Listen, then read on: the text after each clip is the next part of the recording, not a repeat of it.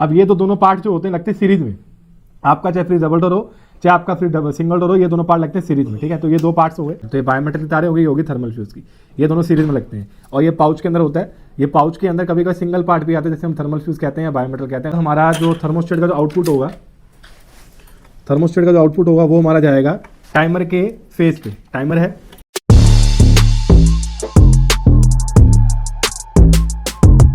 Hello guys, ABC institute में आज हम आपको सभी बच्चों को, सभी स्टूडेंट्स को आज आपको हम डबल डोर फ्रिज की वायरिंग सिखाएंगे। तो पहले आपको पता है डबल डोर फ्रिज में कौन कौन से पार्ट्स होते हैं उसके बारे में बताते हैं। तो आइए पहले पार्ट्स के बारे में सीखते हैं। ये पहला पार्ट आता है, इसका नाम है डोर स्विच। डोर स्विच का काम ये होता है जब हम डोर ओपन करते हैं उस समय लाइट को ऑन करना या बल्ब को ऑन करना, ये डोर स्विच होता है। और जैसे ही हम गेट क्लोज करते हैं, गेट बंद करते हैं, तो बल्ब को बंद कर देते हैं। ये हो गया हमारा डोर स्विच। इसके बाद नेक्स्ट पार्ट हमारा आता है जिसे हम कहते हैं रेफ्रिजरेटर बल्ब या ओनली बल्ब भी बोल सकते हैं। इसका काम बस यही होता है कि जब हमारा गेट ओपन होना है तो उसको तो चालू तो ये कर देगा, इसका काम ये होना कि रोशनी पैदा देना, ताकि आपको पता चले कौन सा सामान कहाँ पे है। सिंपली बल्ब हो गया ये बल्ब जो है 220 वोल्ट पे चलता है, न्यूट्रल फेज दोगे चल पड़ेगा।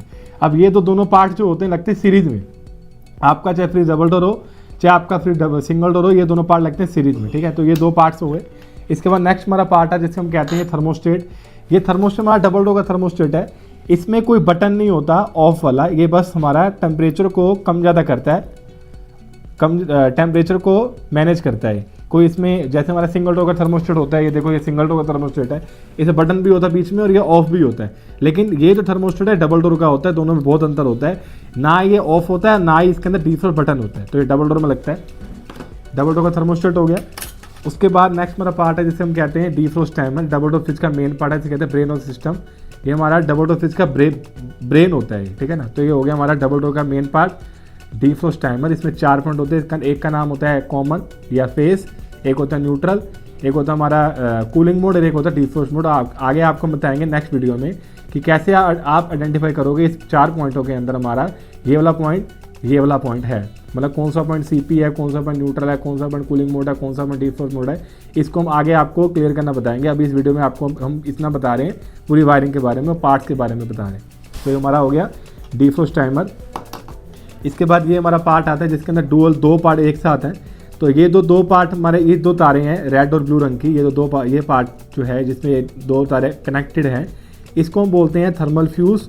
और ये जो 2 तारें इसे हम बोलते हैं बायोमेटल। तो ये बायोमेटल की तारें होगी थर्मल फ्यूज की, ये दोनों सीरीज में लगते हैं। और ये पाउच के अंदर होता है, ये पाउच के अंदर कभी कभी सिंगल पार्ट भी आता है जैसे हम थर्मल फ्यूज कहते हैं या बायोमेटल कहते हैं। और ये डुअल इकट्ठा है तो इसके पूरे का नाम होता है बायोमेटल कम थर्मल फ्यूज।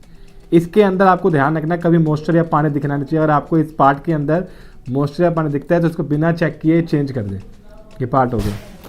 इसके बाद नेक्स्ट पार्ट हमारा आता है, ये हमारा हीटर होता है डीफ्रोस्ट हीटर। इसका काम बस यही होता है कि जो हमारी जो बर्फ़ जो जमी हुई है, जो फ्रोस्ट जमी हुई है, उसको मेल्ट करना। और जो ये है हमारा पार्ट बायोमेटल, ये वाला बायोमेटल के 2 तार हैं। ये जो पार्ट होता है हमारा हीटर का स्विच होता है, ये -5 डिग्री पे हीटर को चालू करेगा, +15 डिग्री पे हीटर को बंद करेगा। ये पार्ट हमारा बायोमेटल। और जो थर्मल फ्यूज जो होता है सेफ्टी के लगाया जाता है, हमारा इन केस कभी बायोमेटल हमारा ख़राब हो जाए तो इसने +15 पे हीटर को बंद नहीं किया, तो उस सिचुएशन पे हमारा जो थर्मल फ्यूज होगा 70 से लेकर 72 डिग्री सेल्सियस पे आने के बाद थर्मल फ्यूज हमारा उड़ जाएगा। और हमारा ये 3 चीज़ें सीरीज में लगती हैं और हमारा हीटर क्या हो जाएगा, बंद हो जाएगा। फिर उस फ्रिज में हमारी प्रॉब्लम ये आएगी कि बर्फ़ जो है वो एक्स्ट्रा जमेगी। अगर आपको किसी डबल डोर फ्रिज में एक्स्ट्रा फ्रोस्ट जमने की कंप्लेन आती है तो उस समय आपको कुछ पार्ट चेक करने। पहला पार्ट हमारा टाइमर, दूसरा पार्ट हमारा बायोमेटल थर्मल फ्यूज और तीसरा पार्ट हमारा हीटर।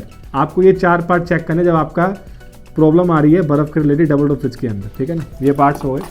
उसके बाद नेक्स्ट हमारा पार्ट आता है जिसे हम कहते हैं फैन मोटर। ये भी हमारी 220 वोल्ट पे चलती है, न्यूट्रल फेज दोगे चल पड़ेगी।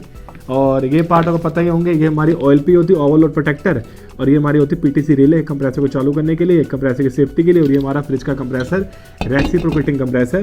तो यही सभी पार्ट्स हमारे डबल डोर फ्रिज में लगे होते हैं। तो आइए अब आपको बताते हैं कि किस तरीके से डबल डोर फ्रिज की वायरिंग की जाती है स्टेप बाय स्टेप। आपको हम पूरी कंप्लीट वायरिंग करना बताएंगे। आपको बस वीडियो में बने रहना, लास्ट तक वीडियो देखनी है तो आपको वीडियो समझ में आ जाएगी। तो वायरिंग करना बताते हैं, पॉज करो। ये हमारी मेन लीड होगी, इसमें फेस आता है। ये डोर स्विच में किसी भी एक पॉइंट पर मेन फेस जोड़ देना, ठीक है। और जो इसका आउटपुट होगा हमारा जो जो हमारा डोर स्विच का जो आउटपुट होगा उस पर हम जोड़ेंगे बल्ब।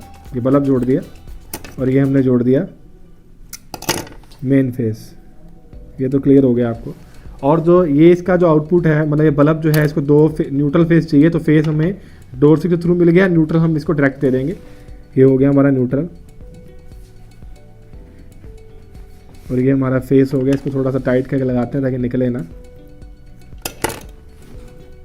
ये हमारा हो गया फेस। यहाँ तक ये समझ में आया। ये सीरीज कनेक्शन वगैरह आपको करना है। इसके बाद में ये ध्यान रखना है कि जो हमने फेस इस डोर स्विच को दिया है, यही फेस हमने ये वाला फेस दिया है मेन फेस ही हमने आगे थर्मोस्टेट को देना होता है किसी भी एक पॉइंट से। तो एक वायर लेंगे, तो हम क्या करेंगे, आगे हम फेस जोड़ेंगे थर्मोस्टेट पे। तो हमने एक वायर ली, यही मेन फेस की वायर हमने इस पे जोड़ी, इस पे जोड़ते हैं, फिर से अभी जोड़ देंगे। अभी 1 सेकंड रुके, आपको बताते हैं।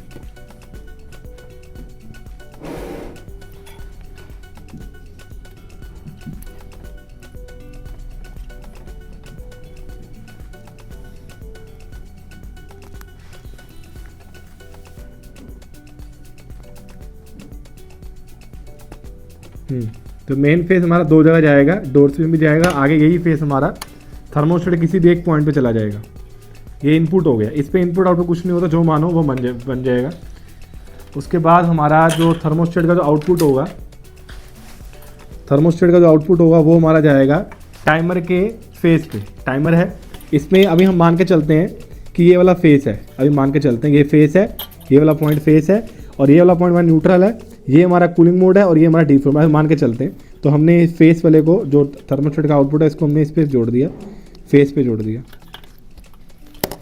अब हम एक बार और लेंगे, इसको हमने जोड़ना न्यूट्रल पे। तो हमने ये जोड़ा न्यूट्रल, और ये टाइमर का न्यूट्रल जाके, न्यूट्रल सारे एक ही रहेंगे, इकट्ठे रहेंगे। तो न्यूट्रल हमने मेन पे जोड़ दिया। ये हो गया हमारा न्यूट्रल।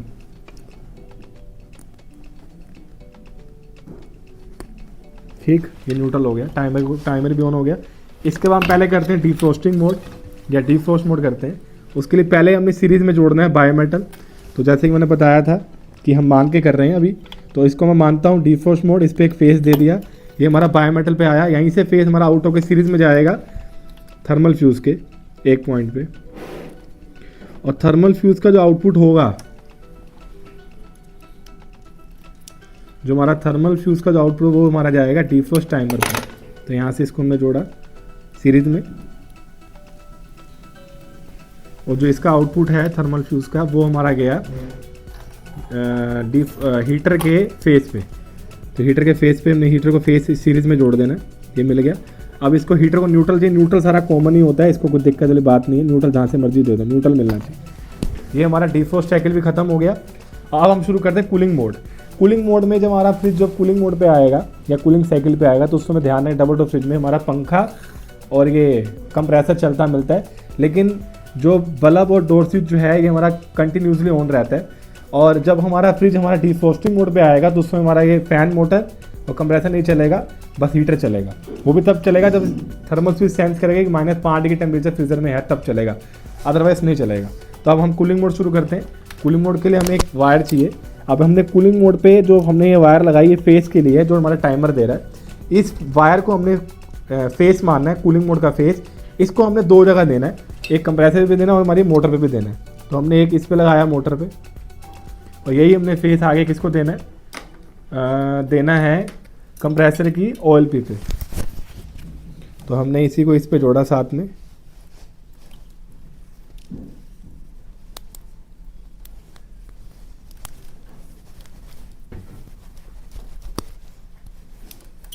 तो हमने ये जाके जो हमारी OLP है, जो कि कॉमन पे लगती है, उस पर जोड़ा। और कॉमन को चाहिए फेस, तो OLP के थ्रू इसको मिल गया फेस।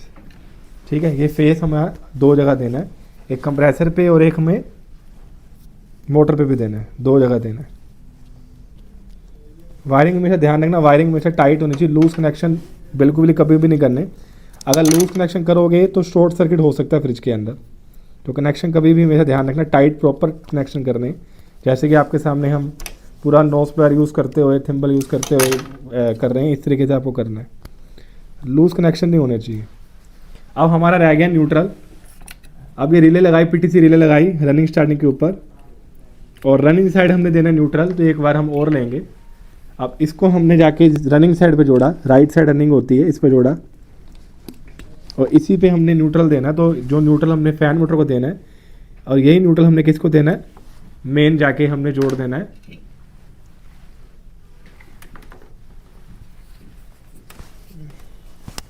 अब ये न्यूट्रल इस पे जोड़ दिया हमने, सपोज करो, और ये जाके हमने न्यूट्रल मेन न्यूट्रल पे यहाँ पे जोड़ दिया।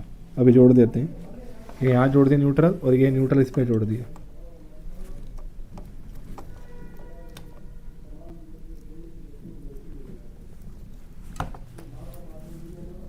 और ये आपकी वायरिंग हो गई कंप्लीट।